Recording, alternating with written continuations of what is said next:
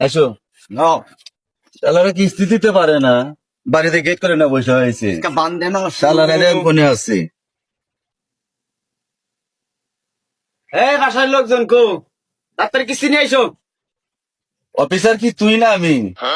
ও আপনি তো, তাহলে তুই ধর বসতেছস। আপনি নাই দেই তো আমি বসি, আপনি থাকি কেন বললাম না।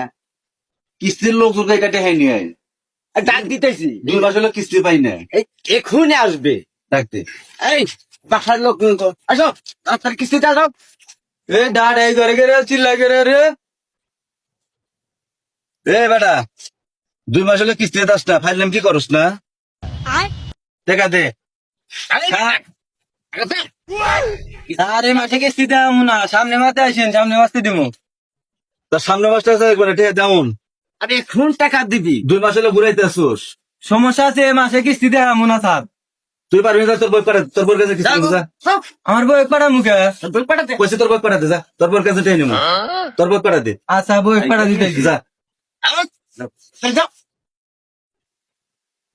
স্যার আজকে কিস্তি মাফ করে দেন।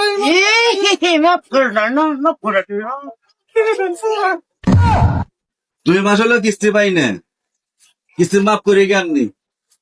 স্যার বাড়তে মাথা কর নাই, মাফ করে দেন।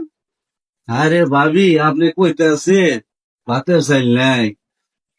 ভাবি তাহলে এক কাম করে ফোন কিস্তিটা আপনি মাসে আমি ম্যানেজ করে নিব নি, সামনে মাসে কিস্তিটা দিয়ে আসবেন। আচ্ছা দিমুনি আপনি লেগে গেছে। যেহেতু আপনি 10টা না 12টা না একটা ভাবি, আমরা দেখলে তো আমার মন খুশি হয়। তাহলে কিস্তিটা আমি অফিসে মেকআপ করে দেবো নি, তাহলে সামনে মাসে কিস্তিটা আপনি দিয়ে দিন। আচ্ছা ঠিক আছে। আচ্ছা ভাবি জান গা, আমাদের যদি আপনার কোনো সমস্যা হয়, যদি কোনো সমস্যা হয় তাহলে আপনি আমারে কয়ে আমি আপনার কাছে আসতে আচ্ছা ঠিক আছে। জানিয়ে বলবো। আচ্ছা আর একটা ফোন দিন ভাবি, নাম্বারে